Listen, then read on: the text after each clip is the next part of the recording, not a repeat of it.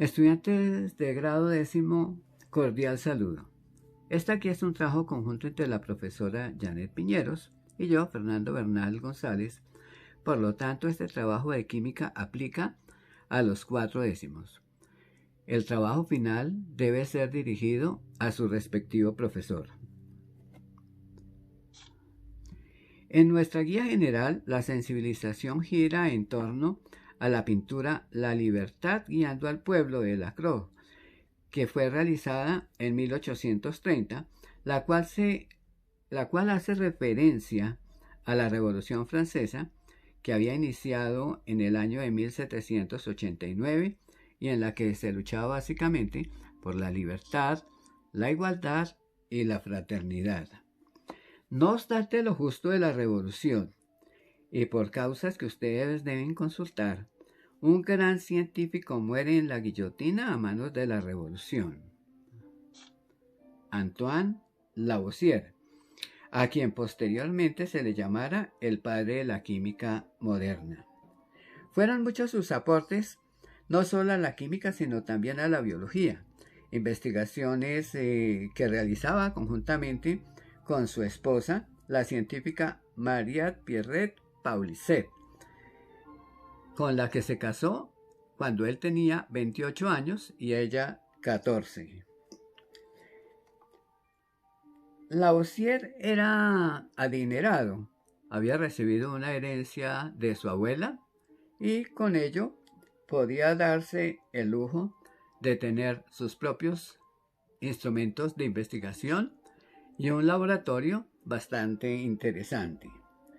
Entre sus logros está el principio de la conservación de la masa, pero el legado más grande está condensado en su obra que se denomina Tratado de Química Elemental o Tratado de los Elementos Básicos de la Química.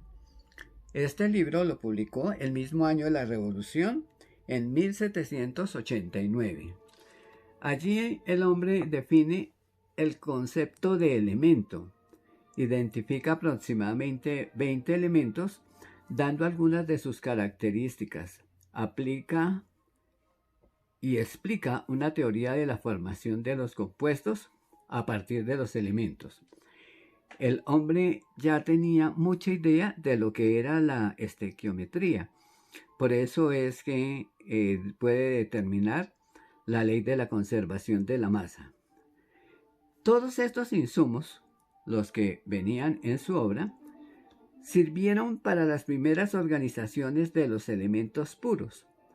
Por ejemplo, el químico de Moreau elaboró una clasificación de elementos abreviando con letras sus nombres, que es lo que hoy en día conocemos como símbolos. Lavoisier fue de los primeros en proponer nombres a algunos elementos, y la nomenclatura tradicional de la química inorgánica es fundamentalmente o tiene como razón de ser lo que propuso Lavoisier. Pero fue finalmente en 1869 un químico ruso el que propuso la primera tabla periódica formal. Dmitri Mendeleev realizó sus estudios de ciencias en Rusia, en San Petersburgo, y fue un excelente estudiante. Él recibió una beca para doctorarse en Alemania, en donde el hombre tuvo la oportunidad de asistir al primer Congreso Internacional de Química en 1860. Allí toma los principales aportes para complementar las ideas acerca de la periodicidad de los elementos. Él ya tenía mucha idea de lo que era o podía ser una organización de la tabla periódica, pero es justo en ese congreso en donde Mendeleev se da cuenta que puede organizar una tabla periódica. Sin embargo, eso no fue de un día para otro. Tenemos que tener en cuenta que el Congreso Internacional fue en 1860 y la tabla la publica 9 años después, de tal manera que no era una tarea tan fácil. Mendeleev en la tabla periódica tiene el elemento 101 con su nombre, Mendelevio. La tabla periódica que actualmente usamos tuvo como última reforma importante en 1940 con los descubrimientos de Glenn Seward. Él hizo muchas cosas importantes, como por ejemplo el yodo radiactivo, el 131, que se utiliza para el estudio y para la curación de los problemas de la glándula tiroides. Tuvo que ver con los isótopos de uranio que se utilizaron en la bomba que se estalló en Hiroshima. Bueno, la obra de él es incalculable. Después de que se dio cuenta del uso inadecuado de la bomba que se estalló en China, definitivamente se volvió pacifista. En 1951 recibió su premio Nobel y aún en vida tuvo el gusto de ver en la tabla periódica un número, el elemento 106, con su nombre. Algo que pues, un gusto que se podía dar muy importante. Pero ¿qué lo llevó a la modificación de la tabla periódica? Él descubrió el plutonio y los elementos transuránicos, es decir, los que están después del uranio, que van del 92 al elemento 102. Con esos estudios reconfiguró la tabla colocando la serie de los la serie de los actínidos debajo de la serie de los lantánidos. Vamos a mirar entonces cuáles son las actividades que hay que hacer. Voy a volver un poco. Acá se ve pequeñito, pero ustedes en su guía pueden visualizarlo perfectamente. Hay que leer la biografía de Antoine Lavoisier y, aparte de la lectura que aparece publicada, es bien importante que ustedes lean el contexto científico dentro del romanticismo y escribir en ese contexto cómo era la vida de él, cómo era la vida política, cómo era la vida económica, su vida personal, cuáles fueron los principales aportes que hizo Lavoisier a la química. Es una historia de vida bastante interesante y que tenemos que aprender a usar esas vidas como modelos de esfuerzo y como modelos de trabajo. En el punto tercero nos dicen que averigüemos qué hicieron unos señores, unos científicos que hicieron aportes a la tabla periódica. Yo creo que ustedes se dieron cuenta que de la muerte de Lavoisier a la aparición de la tabla periódica de Mendeleev hay una buena cantidad de tiempo en la cual no se dice nada. Pero ustedes van a averiguar qué fue lo que hizo Dobereiner, Newlands y Meyer para los aportes que en algún momento dado también pudo haber recibido Mendeleev para publicar su tabla. En el punto 4 vamos a hacer un análisis de reconocimiento de la tabla periódica. En ella vamos a mirar qué es, por ejemplo, una clave.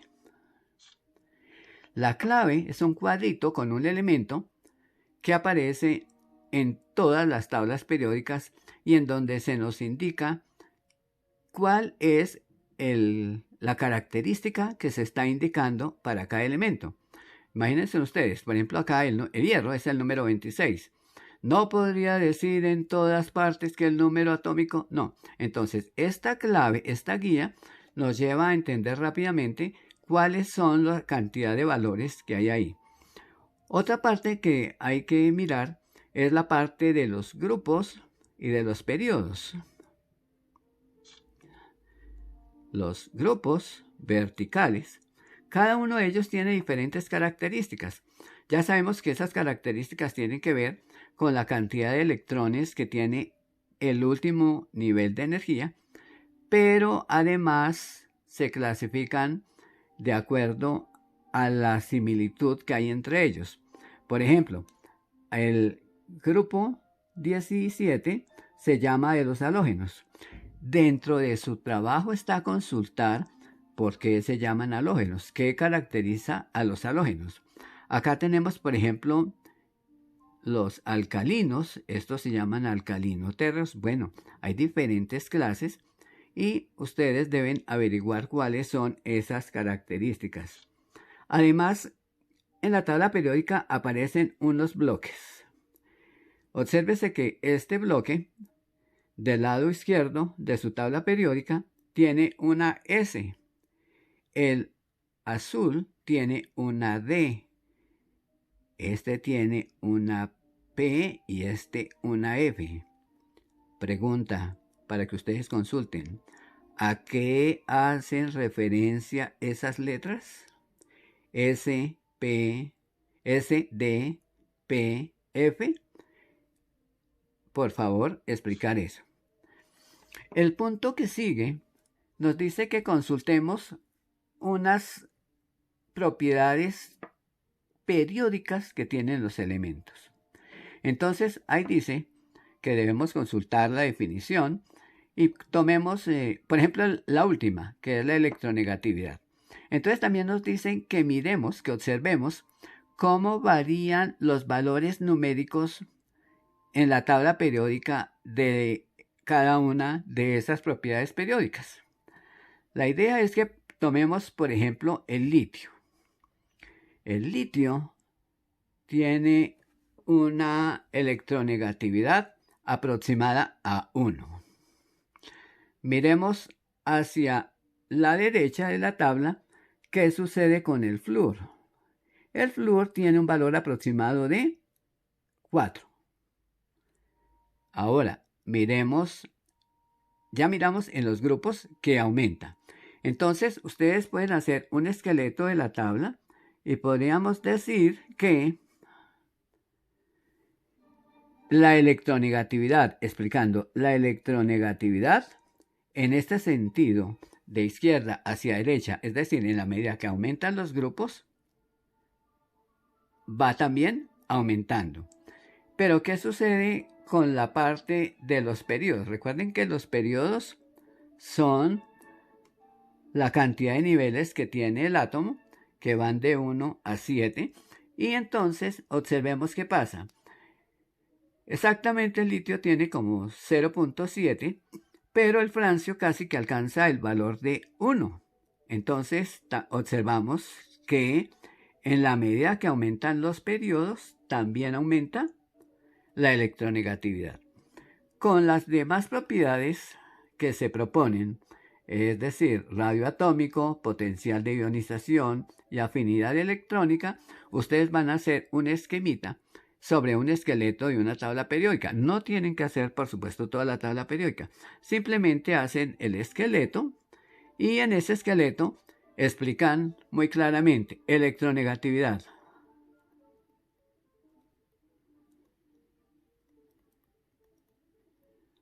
Acá ya les hice un punto de la tarea. Entonces, y comprender qué pasa con la electronegatividad, que aumenta en la medida que aumentan los grupos. Y con respecto a los periodos, también aumenta. Pero más que ver que aumenta o disminuye, tenemos que tener perfectamente claro cuál es el significado de electronegatividad.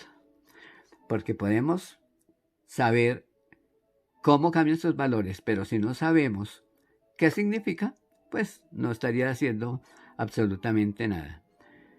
Apreciados estudiantes, les agradezco mucho que hagan su trabajo cuanto antes, que lo hagan en su cuaderno de química, que tomen fotografías de frente ojalá con buena luz, mejor si es de día, que las recorten y que las adjunten a un documento Word. Los estudiantes del grado 1001 envían a su profesora Janet y del grado 1002 al 04, por favor, me envían a mí. Los correos aparten en la parte inicial de la guía. Muchos éxitos, mucha prosperidad, quédense en su casa y cualquier duda, por favor nos comunicamos por los grupos de WhatsApp. Muchas gracias.